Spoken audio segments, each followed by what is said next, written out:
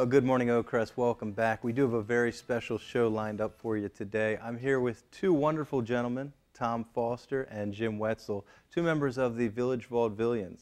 Now, I bring you here, it's kind of a somber moment. I want you to discuss why you're joining us today, Tom.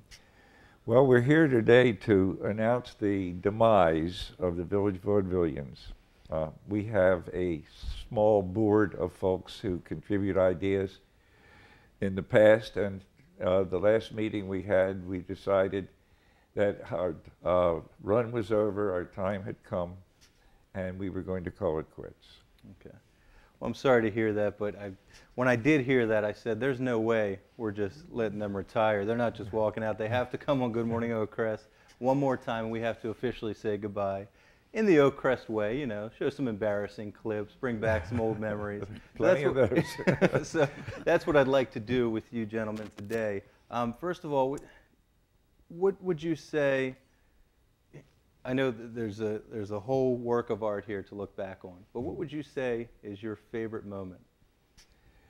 In the shows, I guess my favorite was Captain's Outrageous, where we had 5 captains arrive, all from different centuries. Right, I remember. And their arrivals were in the period type of boat. We had a U-boat, we had an 1814 Napoleonic sailing vessel. We had one who arrived in the water. He was fished out by a crewman who threw a hook over the side. That was Walt Rosensteel. And we had a pirate captain. So I really enjoyed those anachronistic moments. Yes, absolutely.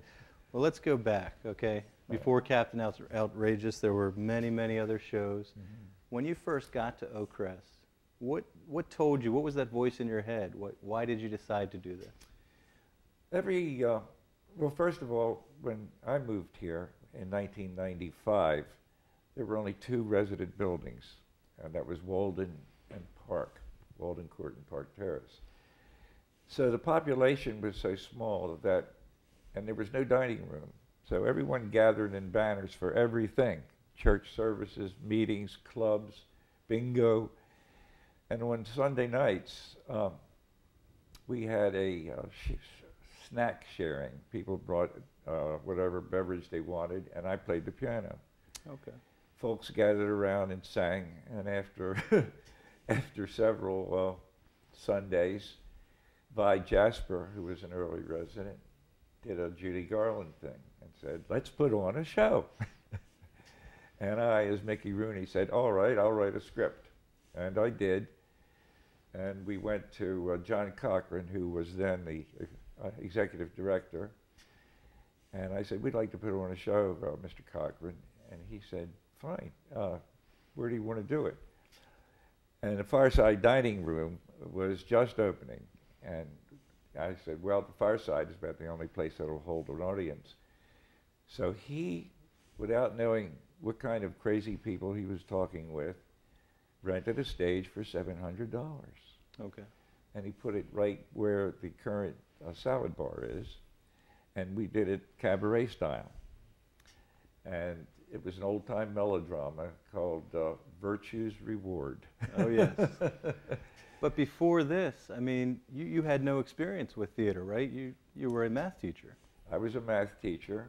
The only experience I had was, I was also a Civil War reenactor after I retired. And at one battle, I got to thinking, what did the troops do when battles weren't going on? Because battles weren't every day. They were like monthly or even longer periods of time in winter time. And I did some research and found some scripts and some entertainments that they had put on in camp. Mm-hmm. And they were very naive, and the jokes are still as hilarious as they were to them then. And I used those jokes in our first show. I'll tell you one if you ever want to hear it. But people enjoyed it and laughed, and the jokes were written in 1850 and 1860. One of them was in 1840. So much of Virtue's Reward, would you say, was written before this idea came about to act it out on the big stage? No, it was just a source of jokes. Okay. The story I made up. Some of the jokes were in place, but the story came later. Yeah, I padded the story with jokes, let's put it that way. Okay. And the story was country girl goes to the big city, falls into a nightclub with some shady characters, and is rescued by courtly Swain, Yes. an honest young man. And her parents come from the country where she came, and they have an anniversary, and everybody's on stage and has a good time. And how was this perceived by your audience? Opening night, dining room, stage is revealed. What's that like for you? They didn't know what to expect. So I started it by going through the audience selling elixir just to soften them up. I had a bottle, and I'd approach the most dignified of ladies and say, "Man, you ever had the heebie-jeebies?" No. Would you like to get them? Right. You ever been bit by a snake? No, I haven't. Well, this is for snake bite. I'll sell it to you for $1, and I'll even sell you a small snake. Right. Think of that. It was that kind of thing, and that softened up the audience, and then we started the show. And obviously, over the years, you eventually did get out of that dining room. Yes. And I know at some point you must have met this fine gentleman over here, Jim Wetzel. Why don't you tell us about how the two of you met? Someone at dining room at dinner time said, "Do you know who that fellow is over there?" I said, "No, that's Jim Wetzel. He's a sports announcer. He was a disc jockey. He did the Chicago Cubs, Chicago Blackhawks, Baltimore Orioles. You got to talk to him about being in a show," which I did. I went right to his table. And he readily agreed, and I didn't know he was a singer. So he doesn't go around singing all the time? Yeah, he does that in the bathtub. Right. But in any case, so he agreed to be in the next show, and I simply gave him a reading to do. And then when I found out he could sing, I think he's been in every show for 16 years. Yeah. And tell me about that, Jim. When Tom well, first of all, I'm a you. little alarmed to find out he knows what I do in the bathtub. But beyond that, I know that was coming. well, he talked about that show, and then once it was recycled, I got the chance to be Courtly Swain, and that was pretty good. Yes, a little bit of a promotion. But he said that his favorite show was Captain's Outrageous. I think mine was one called The Blue Chip Murder, which we also did twice. Okay. And he got knocked off in the second one, which was kind of fun for the rest of the cast. We liked that. Did the cast write that part in? Yes, I think they did. Why don't you tell me about that show, Tom, The Blue Chip Murders? Well, that was our third show. Somebody said, "Let's do a mystery. Why not?" So I set it during the Prohibition era, and that way we had the divergent values of the drinkers and the speakeasies and the cops. So that worked out, and it gave us a venue for entertainment in a nightclub. So we could showcase a lot of the talent here, singers and dancers. And we had a mock band on the stage with real instruments, but they couldn't play a note. Right. And there were 6 of them. And we had a recording, and they timed it. And a lot of people thought they were really playing. Very nice. Yep. And we recruited the executive director, Mark Erickson, was in it. And he did a tap dance with Laurie Bender, which brought down the house. We know how you met Jim here, but how was there open auditions? How did you recruit your talent on a regular basis? How did they, I know a lot of the same people came back year after year, but there was also some new talent that would come in every year. Yes. We always announced that there would be a show in the Village Voice. And occasionally we'd put it on the scrolling screen, auditions for parts. And folks had a tear-off where they would fill in their name and their talent, what they wanted to do. Sing, act, tell jokes, play an instrument. And I collected those and then called the people. And when I had the script done, I would ask different ones to read different parts and sort it out. Right. And that's the way we operated. And all that started, once a script was written, we started in October. And the shows weren't given until January. Right. So, you know, with our ages and our memories, we had a lot of rehearsals. Well, not just you. I know that the staff members struggled at times to remember their lines as well. I don't think it's just an age issue. Sometimes there were a lot of lines to remember. Yeah, the staff, and we had increasing numbers of staff as the years went on until we reached a 50-50 point, half staff and half residents. But the staff's problem was we rehearsed during working hours, and they were at work. So I'd give them the scripts. I'd mainly Joyce Malone, because most of them were general services, not all, but most. And she would rehearse them during their lunch periods. Right. And then when she felt they were ready for our scrutiny and to work into the show, we'd have a rehearsal at lunchtime, and they would be there. And gradually we'd integrate the thing during the last week before the show. And what was your technique, Jim? How would you remember? I saw some of your shows, and sometimes you probably memorized pages and pages of content. How do you do that? I didn't really memorize all that. You were guessing. A lot of it was a lot of ad-libbing in there. But you know, it's funny, while you two were talking, I was thinking, you talked about the 50-50 aspect of residents and employees. Just before coming into the studio, I ran into Woody Davis, and everybody knows Woody. He's been here with General Services since the year one, practically. Sure. And I said, Woody, I'm on my way up to the studio. I'm going to meet with Josh and Tom Foster to talk about the demise of the Village Vaudevillians. And Woody says, I miss those shows. I wish they were back. He was in a lot of them. Yes, Woody. he was. Sure. And what do you think what was that dynamic like for you, having the opportunity to work with, the staff? It was absolutely great, because I'll tell you why. Because you sort of bonded with them. Right. And then even to this day, maybe years after you were in a show with one of the people or one of the residents, you see them in the hallway, and I'll address them as the character they played in a certain show. Right. And it's always enjoyable, because then we kind of re-establish the unity that we had in that thing.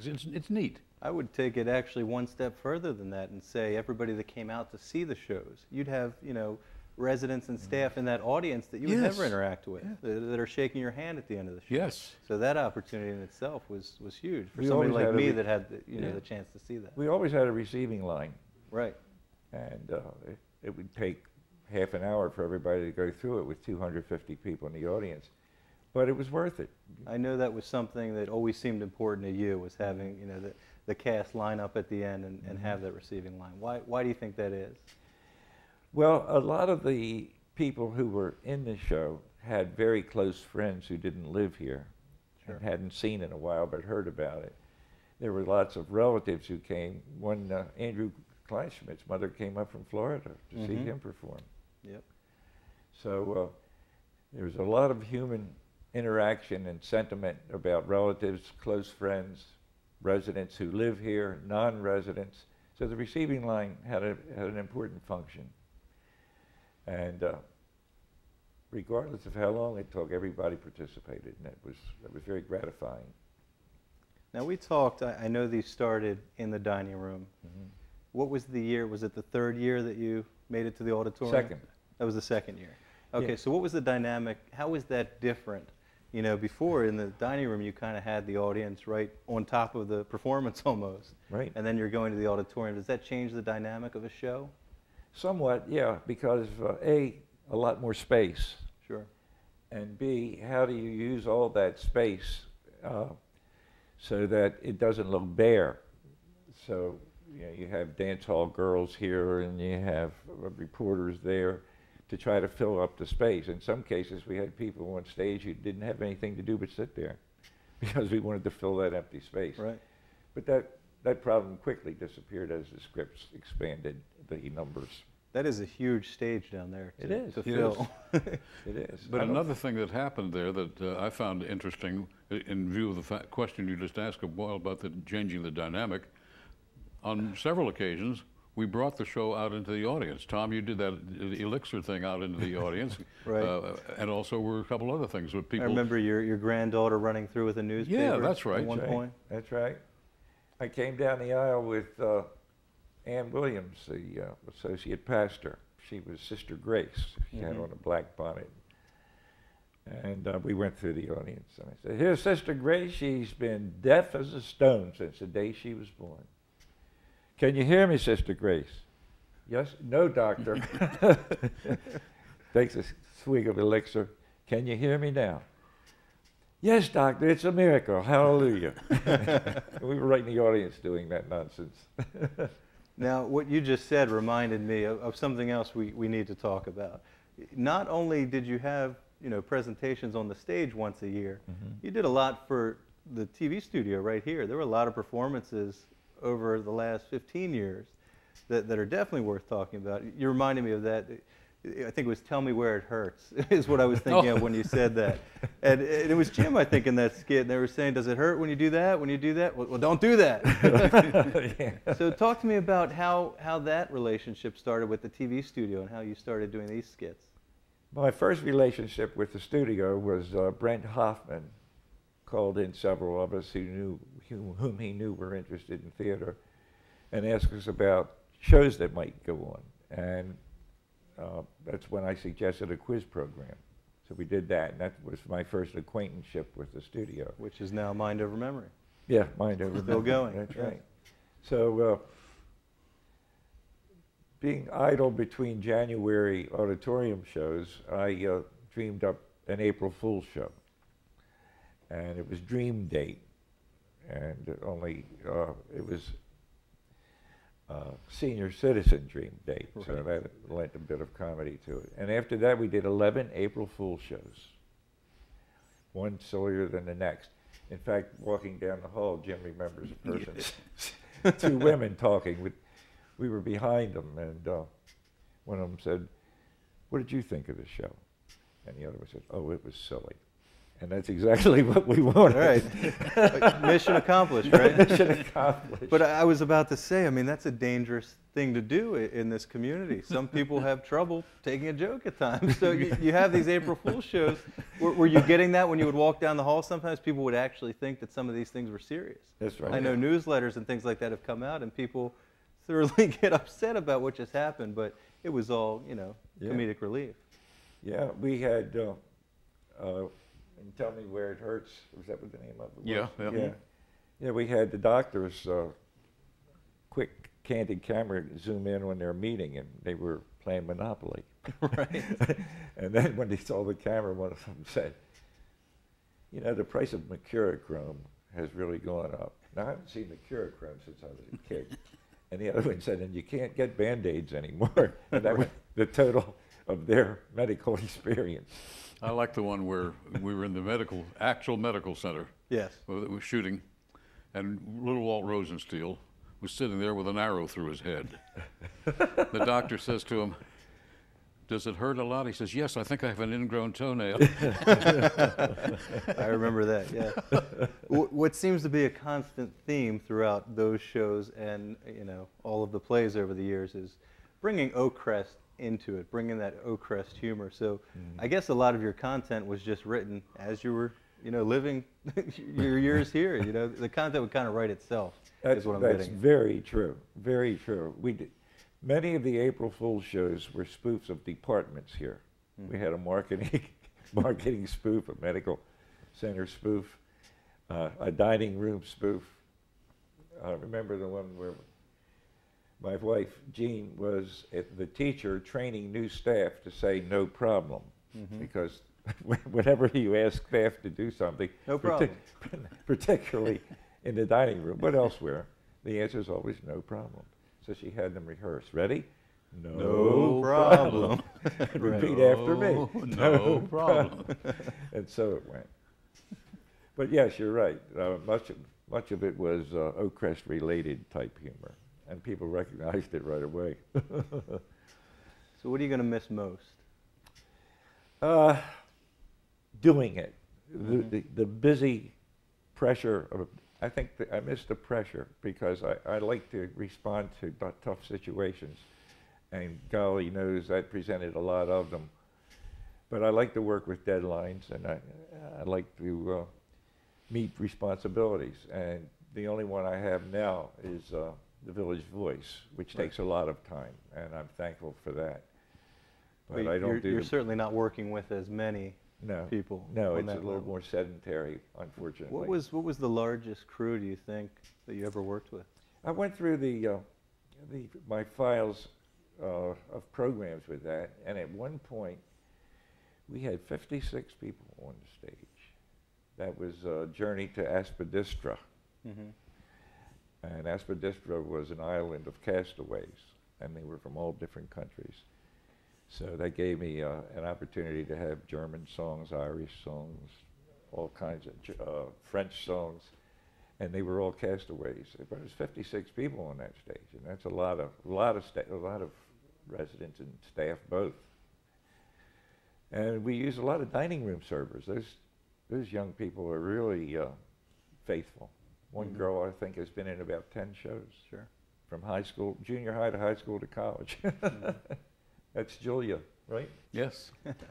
What do you think the most satisfying part of bringing a play to your audience was? Hearing the applause when you know they got the jokes and they applauded them.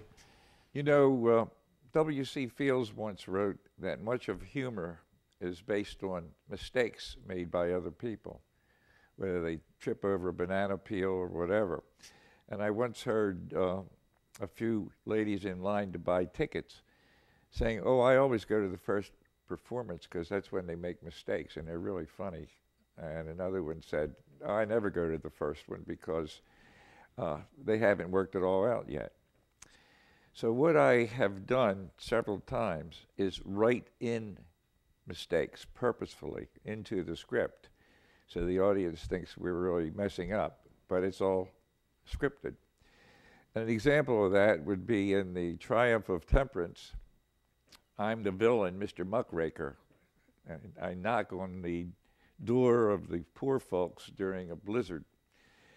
And little Horace, played by Doris Turner, skips across the stage, opens the door, and a sound effect of heavy winds and a gale force wind come through the door, and I pop through the door, and snow follows me from the blizzard outside. And I say, "It's not a fit night out for man nor beast." Well, I did that twice. The third time, when I came through the door, I said, "It's not a fit night out for man nor beast," but there was no snow. So I turned around, looked out the door, and said, "Where's the snow?" And a stagehand walks onto stage in plain sight of everybody and throws confetti at me, the snow. And the audience thinks it's a mistake, but it's really part of the show. Later in the same show, I have Walt Rosenstiel come through the door. Walt comes out of the blizzard, snow follows him in. He enters halfway and says, "It's not a fit night out." And the cast on stage leans forward and says, "Yes, it's not a fit night out for what?" And Walt says, from the script, "I don't know, I can't remember all these lines." And the audience breaks up, but it was all in the script.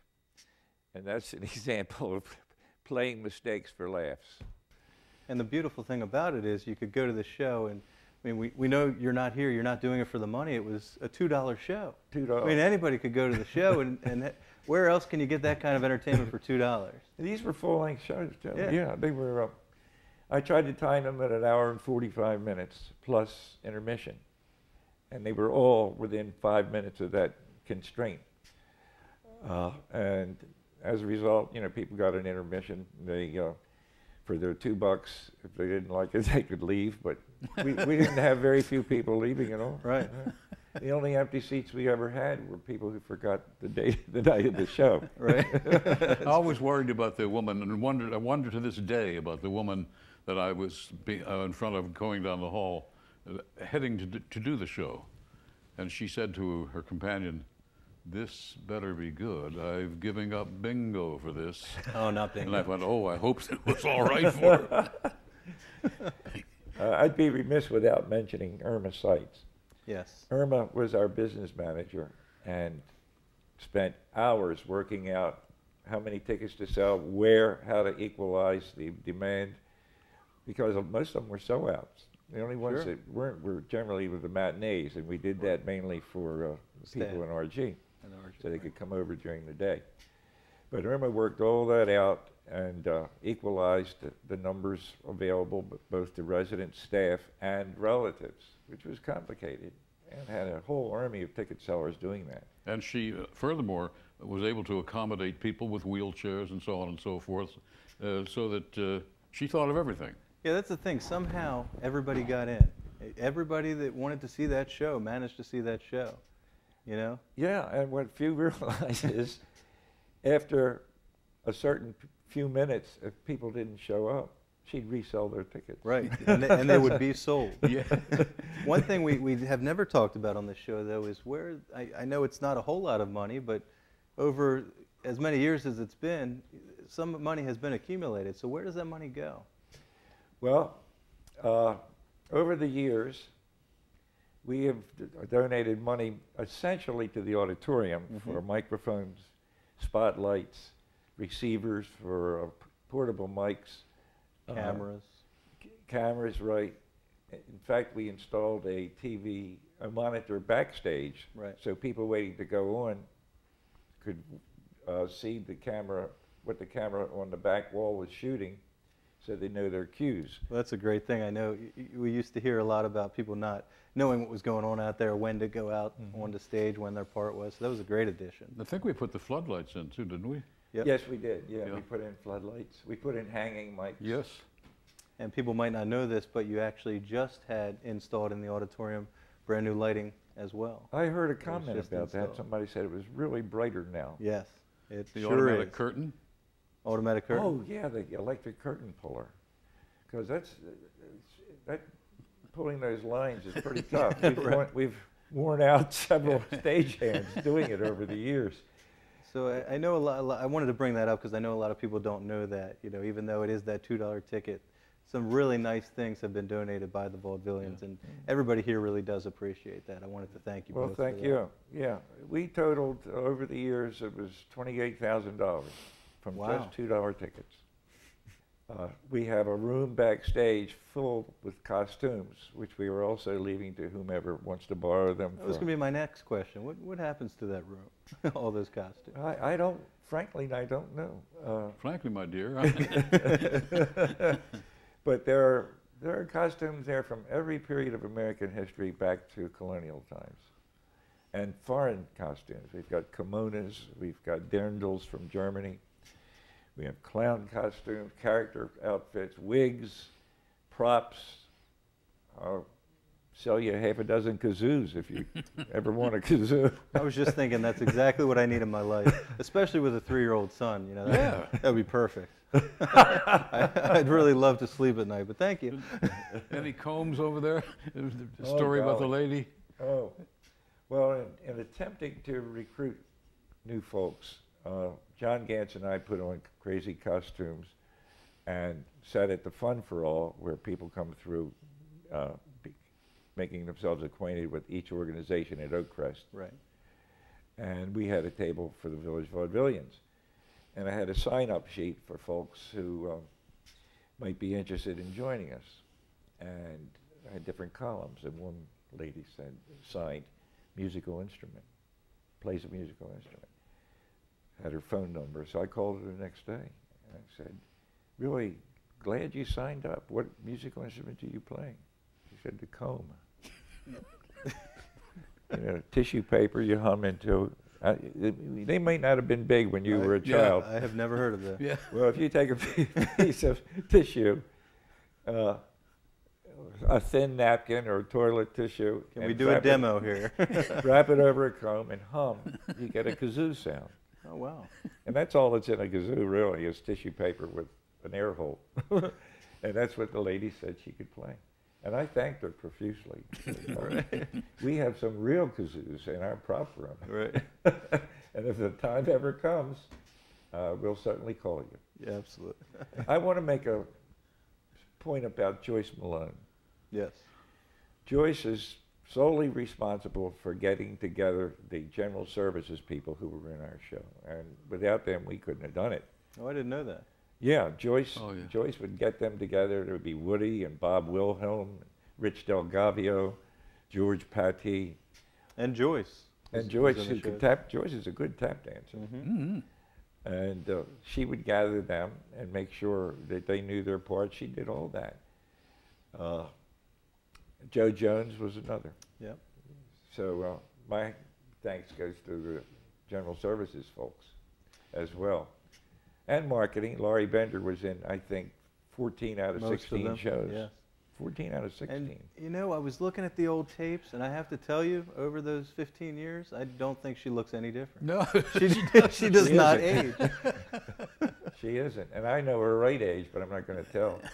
Yeah, let's not do that on Good Morning Podcast. What I did want to ask you, though, say there's a young Tom Foster. He's packing up his bags right now, getting ready to move in. Wants to start an organization like the Vaudevillians. What advice would you have for him? My advice would be, first, to write a script and see if it is feasible with the people on hand, and if the physical necessities, props and so on, are doable. Once you ascertain that, then you start looking for people. Right. But the story has to be doable in our physical our facilities, which in fact probably are above and beyond anything of the other Erickson communities. So pretty much don't build your house until you have your foundation laid. Exactly, exactly so. You got to have the storyline and the script, and then you start secretly, you look around and say, who could do that? Who might fill that role? And then you start asking for people. But you have to have a story. And as you know, our stories are not all that profound. Everybody has a story. So what's next for you then? Actually, I've just given up the Blue Heron Yacht Club, which I started 17 years ago, and they seem to be doing well. Would you say it's time to relax, finally? Yeah, it is time to relax, except that the newspaper takes more time than I ever dreamed, because we have photography, we have stories, we have editing, we have layout, and we have about 5 people, that's it. So I make an open appeal to anyone who wants to learn to design, layout newspaper electronically. If they have a computer and word processor and photo editing, give me a call, because I'd love to show you how it's done, because it too has a limit on the amount of time and energy that I have. Right. Well, gentlemen, thank you so much for coming over today. Oh. When I heard the news, as I said, I couldn't let you guys go quietly. So I do appreciate you coming on, and thank you for many, many years of entertainment. You've been entertaining us since '95. 95. And we all appreciate it. I know I can speak on behalf of the whole community Well, thanks. in saying thank you. Thank you for the invitation.